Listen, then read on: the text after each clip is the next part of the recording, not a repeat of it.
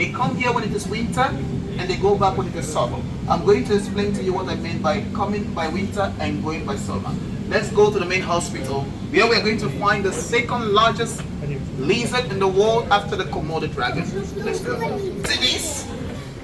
This is how you know if a shark is a mommy shark or a daddy shark. Can you see? These two are known as claspers. It's a daddy shark. If the shark doesn't have it, it's a mommy shark. Mommy sharks have cloacas, while daddy sharks have claspers. So the longest great white shark ever recorded was around 6.1 meters. In the mouth of the great white, you know how many teeth you'll find? 300 teeth. If a shark loses a tooth, you know how long it takes to regrow another one? 24 hours. But if you lost your tooth, oh my goodness, it will take you maybe 6 months to regrow another one. But for baby sharks, when they are born as babies, they come out from their mama with a complete set of teeth. Did you know? Baby sharks are born with teeth in their mouths. And who knows what baby sharks are called? Are they known as baby shark? Baby shark? No, they are known as pups. P-U-P-S, pups for baby sharks. We just wait for the others and we will go and see the baby sharks in the animal hospital. Before then, it will interest you to know that there are two types of sharks: freshwater sharks and saltwater sharks. But one guy is very clever to survive in both freshwater and saltwater. You know the name of that shark? It's a bull shark. Good. That is the only shark from the sharks in the animal hospital. Before then, it will interest you to know that there are two types of sharks: freshwater sharks and saltwater sharks. But one guy is very clever to survive in both freshwater and saltwater. You know the name of that shark? It's a bull shark. Good.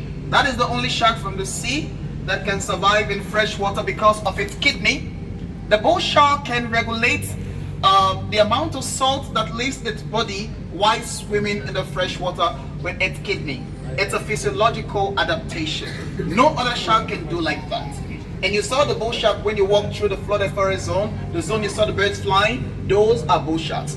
I'm also going to show you how we feed them. Please come have a look.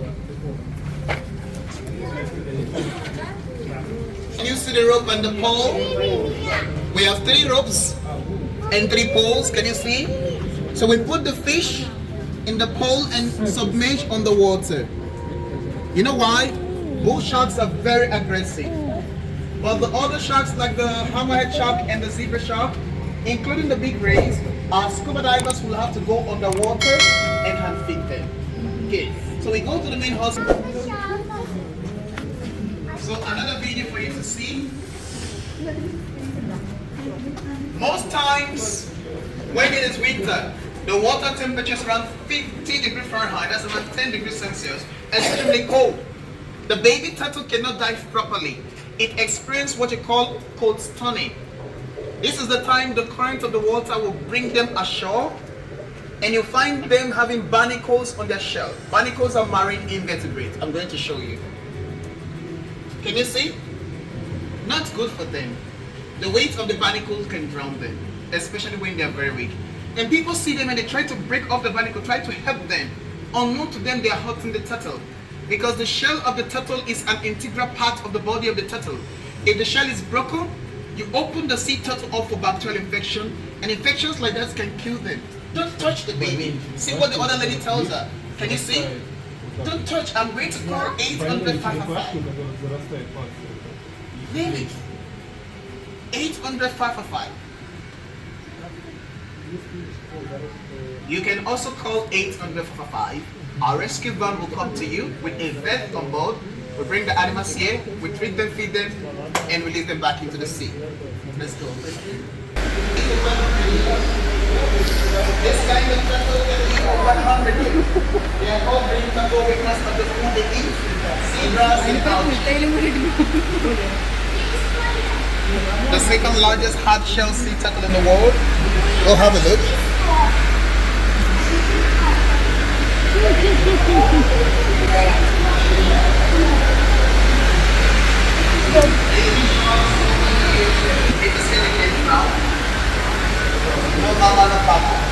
So the embryos will have to stay here for 4 months. When the baby shark is still in the egg, you don't call it a baby shark, it's known as an embryo. So The baby shark will feed from the yolk of the egg for 4 months and then hatches into pups. So this kind of sharks, we call them mango sharks or carpet sharks. You find them in the Red Sea and also in Arabian Gulf. It can grow up to 89 centimeters. We will put this shark back into the sea because we are helping to replenish their population in the wild. So the quarantine tanks you see, doubles as hospital for the animals. We treat them, we feed them. Our team of aquarists daily observe to see if the animals are responding to feeding and also to medication. Now let's go and see the big lizard.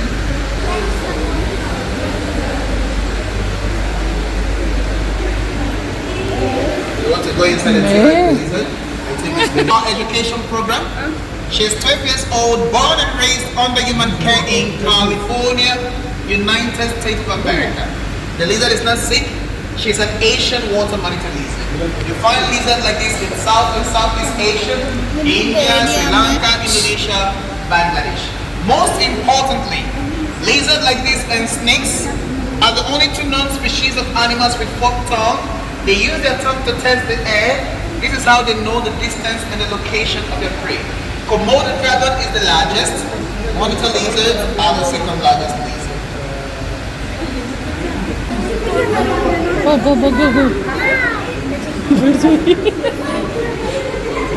Classroom A and B are designed to host our school programs for kids, ranging from KG1 to grade 12. We teach them about Arabian nature, super adaptation. We want them to have understanding about some of the environmental challenges of these animals.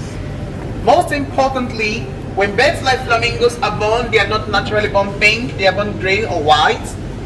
As you can see, gray. And how come they become pink? They are dyed. You know what they eat? Shrimps and algae, age 3 to 5, then it becomes pink. Baby flamingos, you can call them chicks or chicklets. And when you find them in large groups, you don't call them flock of flamingos, you call them flamboyants of look like. You see? More than one, you call them flamboyants of flamingos. Okay. And you find lots of flamingos in Flamingo Park at Alwan Park. Can you see Mama Turtle? You know what she does? She does not lay the eggs in the sun. She lives all her life in the sun, but when it is time for her to make the baby, she comes back to the land, she digs the sand and put the eggs, and then she goes back into the sea. Mama Turtle never comes back again. Never. For you, you are lucky you've got Mama and Papa. For baby turtle, no one to take care of them. When the eggs are in the sun undergoing incubation, you know what will help the eggs to hatch into male and female? Does anyone knows? The temperatures of the soil. The temperatures of the soil determines the gender of the sea turtle.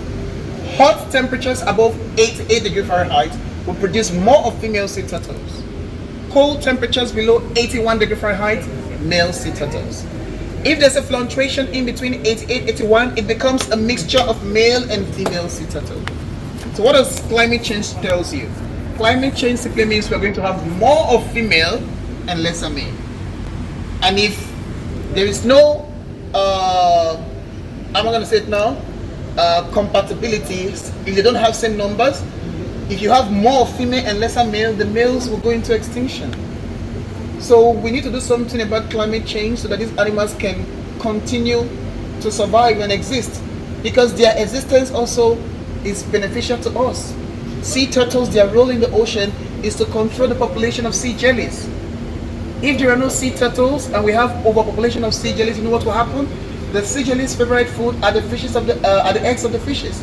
The sea jellies will eat up all the eggs of the fishes, and there will be shortage of fish in the water. We will also be affected, because if there's a disruption in one species population, it means the rest of the other species population, including the human population, will be disrupted. We all belong to an interconnected food web. Save the turtle, you save the human. You remember the 5 sea turtle song? Only the little toe, loggerhead turtle, leatherback turtle, green sea turtle, hawksbill turtle. There are 5 sea turtles in the Gulf.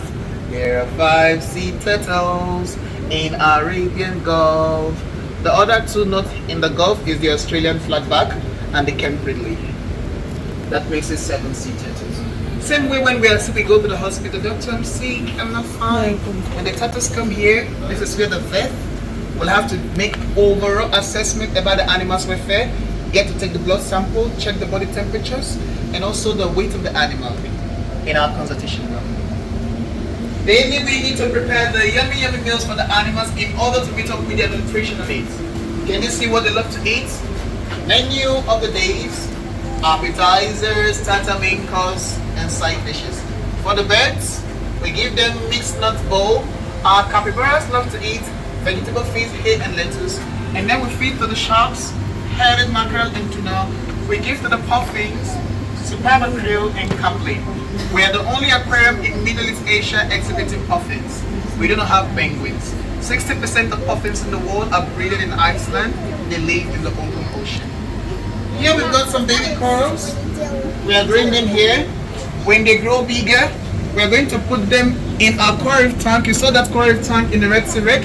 That tank happens to be one of the top 5 largest indoor coral reef tanks in the world. Our corals are representation of the Northern Red Sea corals. People used to say corals are animals. These are animals. They look like plants, but in reality, they are not plants, but animals. The beautiful colors on the corals are presence of algae. Algae provides the oxygen for the corals. In return, the corals will provide water and carbon dioxide, which are byproduct of photosynthesis for algae to make its own food. So they have a symbiotic relationship. And there are 2 types of corals, soft corals and hard corals. Now let's go see the baby jellyfish. The sea jelly is made up of water. The other 5% is made of protein and lipids. So what do we do here? We make food for seahorse, sea jelly, sea anemones, corals, spotted and splendid garden eels. You can see the tiny particles in the cold. Those are the eggs of Artemia. Artemias are marine crustaceans like shrimps. What if we get a turtle with plastic? This is the surgery room. We bring the turtle here, we x-ray, and then we can conduct surgery in our surgery room. The last one before you walk through the glass bridge, it is going to be our water quality lab. Every day we need to check the quality of the water in the aquarium, the pH of the water, the salinity of the water temperature. If we have a dead fish, we will not throw it away. Neither are we going to put it in the pot, cook it and eat it. No, we have to study what led to the death of the fish to prevent future occurrence to other fishes. In the case of a human being, a pathologist will have to conduct what you call autopsy. But in the case of an animal, it is not known as an autopsy, it is known as necropsy. Necropsy for animals, autopsy for humans. So the stethoscopes and the microscope are used to study our specimen samples to ascertain root cause of their death. So this leads us to a program we have here in the aquarium. It's a junior marine biologist program for kids, 5 to 15 years. They can come here after school and learn about all of these processes so we can groom them to become future marine biologists. Daddies and mommies, if you want to try to be a part of this program, you can get more information from the counter. You've got the ticket for this experience. By the end of the section, your child will be given a certificate as a junior marine biologist. It was nice having you. If you have any question, please feel free to ask. No question, you may please walk on the glass bridge behind you. Thank you. Thank you. You're welcome. Thank you.